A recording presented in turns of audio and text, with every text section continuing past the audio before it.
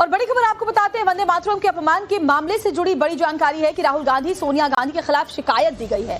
दिल्ली के IPS state थाने में ये शिकायत दी गई। बताया जा रहा है कि सुप्रीम कोर्ट के वकील ने ही ये शिकायत की है। वहीं इस मामले पर दिल्ली पुलिस ने कहा कि शिकायत के आधार पर जांच की जा रही है। तो वो वीडियो सामने आया था 15 अगस्त के मौके पर कांग्रेस मुख्यालय में, जिस तरह से वंदे मातरम जब बजाया जा रहा था, गाया जा रहा था, उसी वक्त सोनिया गांधी के कुछ इशारों को लेकर के सवाल उठ खड़े हुए थे। सोशल मीडिया पे ये वीडियो भी वायरल हुआ था। तो क्या कांग्रेस मुख्यालय में वंदे मातरम का अपमान हुआ, ये बड़ा सवाल है और इसको लेकर राहुल गांधी, सोनिया गांधी के खिलाफ शिकायत दर्ज कर दी गई है। क्योंकि नए नियमों के मुताबिक अब राष्ट्रगीत को भी राष्ट्रगान की तरह सम्मान देना अनिवार्य है। ऐसे में जिस तरह की तस्वीरें कांग्रेस मुख्यालय से सामने आई, उसने कई सवाल खड़े किए।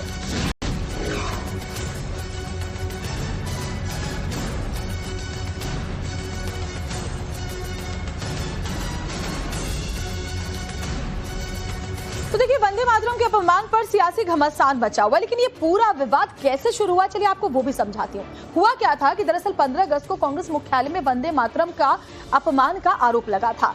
वायरल वीडियो के आधार पर कांग्रेस के शीर्ष नेता अब कटघरे में हैं। वायरल वीडियो में सोनिया गांधी, खड़गे कुछ आपस में बात करते हुए नजर आते हैं जब वंदे मातरम गाया जा रहा था। राहुल गांधी ने भी बाद में प्रतिक्रिया दी। इस दौरान वंदे मातरम जो गीत था वो जारी रहा और ये आपस में बात करते रहे। बीजेपी के नेताओं ने सोनिया, खड़गे और राहुल गांधी को इसके बाद घेरा। सोशल मीडिया पे ये वीडियो भी वायरल हुआ। कांग्रेस के शीर्ष नेताओं से माफी की मांग की गई। अब थाने में भी इसकी शिकायत दे दी गई है एक वकील के द्वारा।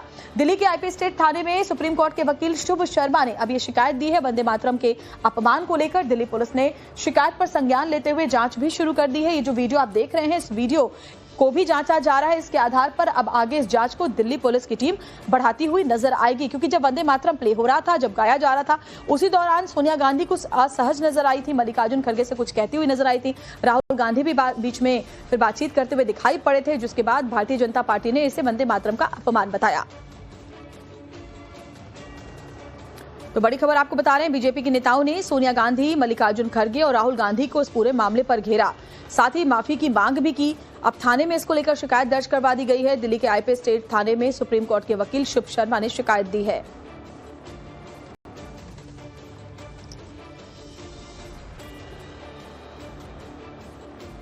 और हमारे 3 सहयोगी इस वक्त हमारे साथ जुड़े हुए। रविकांत लगातार हमारे साथ बने हुए अलग अलग खबरों पर। रंजीता झा हमारे साथ जुड़ी हुई है, कांग्रेस को काफी वक्त से कवर कर रही है। और साथ ही अनुज मिश्रा भी हमारे साथ जुड़े हुए हैं। सबसे पहले आपसे जानना चाहेंगे, क्या कुछ कहा गया इस शिकायत में?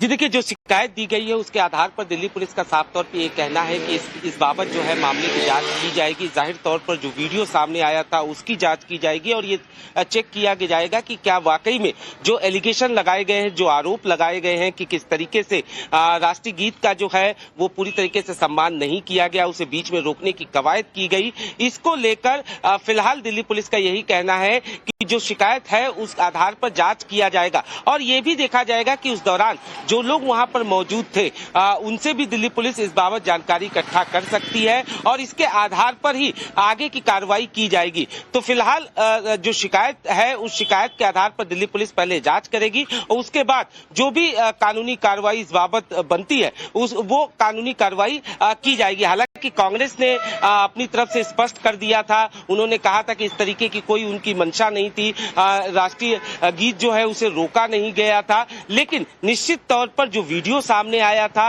और जो आरोप लगाए गए हैं, जो सुप्रीम कोर्ट के एडवोकेट हैं उनकी तरफ से भी गंभीर आरोप लगाए गए हैं, इस आधार पर फिलहाल अब दिल्ली पुलिस मामले की जांच करेगी। जी बिल्कुल। रंजीता, जरा आप बताइए, कांग्रेस की तरफ से सफाई में क्या कुछ कहा गया इस वीडियो के सामने आने के बाद?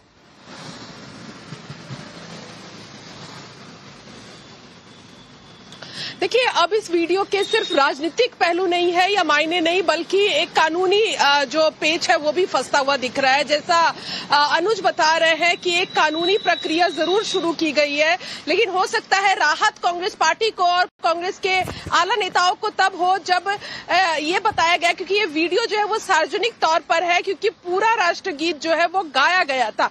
भले ही उसके तीसरे या चौथे जो शब्द है उसके बाद रोका गया था या रोकने की कोशिश की गई थी।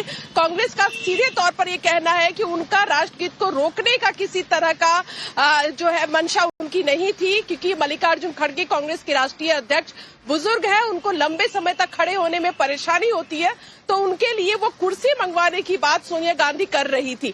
ये कांग्रेस की तरफ से दलील दी गई है और कांग्रेस के जयराम रमेश जो कम्युनिकेशन विभाग के महासचिव है उन्होंने ये जानकारी दी है। तो कांग्रेस अपने बचाव में कानूनी तौर पर ये बात जरूर रखेगी, लेकिन जिस तरह से बीजेपी हमलावर है उससे साफ तौर पर कांग्रेस बीजेपी के तमाम नेताओं को अब इस तरह से निशाने पर ले रही है कि जब आजादी का वक्त था उस वक्त राष्ट्रगीत या राष्ट्रगान गाते वक्त जो आरएसएस या बीजेपी के जो नेता है वो डर के मारे गाते नहीं थे क्योंकि अंग्रेज उनकी पिटाई करते थे।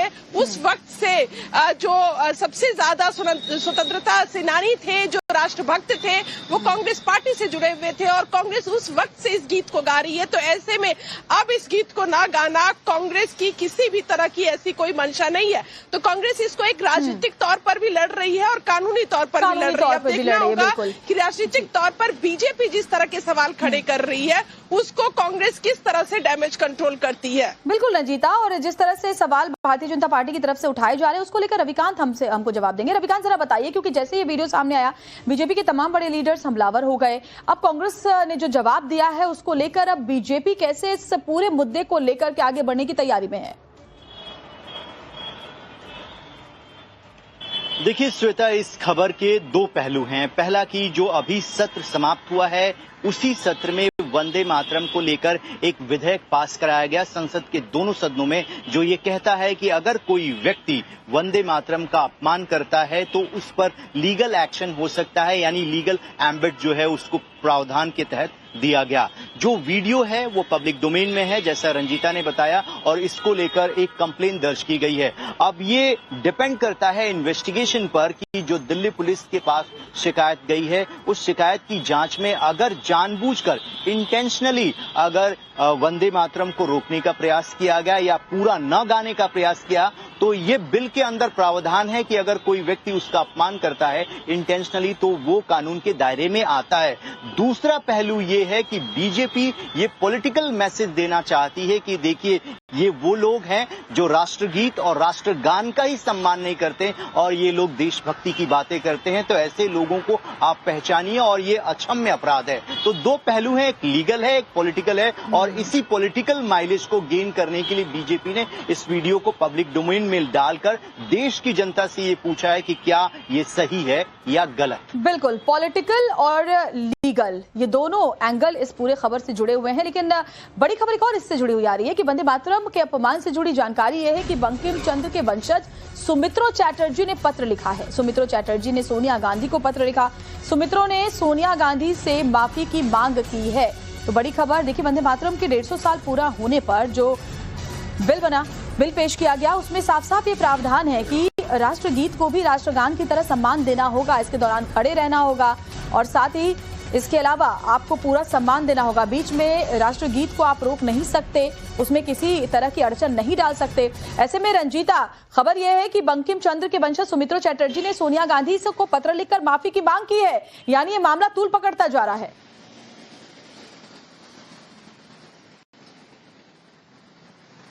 देखिए, निश्चित तौर पर जब ये वीडियो पब्लिक डोमेन में आई, जिस तरह से चौथे या पांचवें लाइन के बाद सबसे पहले सोनिया गांधी जो है वो इशारा करते हुए दिखी और कांग्रेस ये कह रही है कि ये इशारा सिर्फ कुर्सी मंगवाने के लिए किया गया था। उसके बाद मल्लिकार्जुन खड़गे उनके बगल में खड़े हैं, उनसे कुछ बातचीत हुई और फिर तस्वीरों में राहुल गांधी भी दिख रहे हैं। तो ये कहीं ना कहीं जैसा हमने बताया कि एक कानून बन चुका है अब राष्ट्रगीत को लेकर के। तो ऐसे में कानूनी जो पहलू है वो अपनी जगह है, लेकिन राजनीतिक तौर पे कांग्रेस को जिस तरह से इसको लेकर डैमेज हो रही है कांग्रेस पार्टी, आप देखिए कि कांग्रेस बहुत जल्दी किसी भी बयानों पर या किसी तरह के इस तरह के वक्तव्यों पर कभी भी रिएक्शन नहीं देती है। लेकिन कांग्रेस इस बात को समझ रही थी कि जैसे ही ये वीडियो पब्लिक डोमेन में आएगा सवाल खड़े होंगे, और यही वजह है कि जयराम रमेश जो कम्युनिकेशन विभाग के प्रमुख है, जिनकी जिम्मेदारी है कि मीडिया में कांग्रेस की तमाम पहलुओं को सामने रखे, उन्होंने सबसे पहले रिएक्शन दिया। 15 अगस्त को ही जैसे ये कार्यक्रम खत्म हुआ उसके बाद जयराम रमेश का रिएक्शन आया कि वो सिर्फ सोनिया गांधी का इंटेंशन सिर्फ कुर्सी मंगवाने का था, इशारों में वो कुर्सी मंगवा रही थी क्योंकि उस समय राष्ट्रगीत चल रहा था। तो बोल नहीं सकती थी। कुर्सी पहले भी मंगवाई जा सकती थी, ये भी हो सकता था कि मल्लिकार्जुन खड़गे पहले से ही कहीं दूर पर रहते, उस जगह पर खड़े नहीं होते, क्योंकि बीच में इस तरह से अड़चन डालने पर सवाल उठने लाजमी है।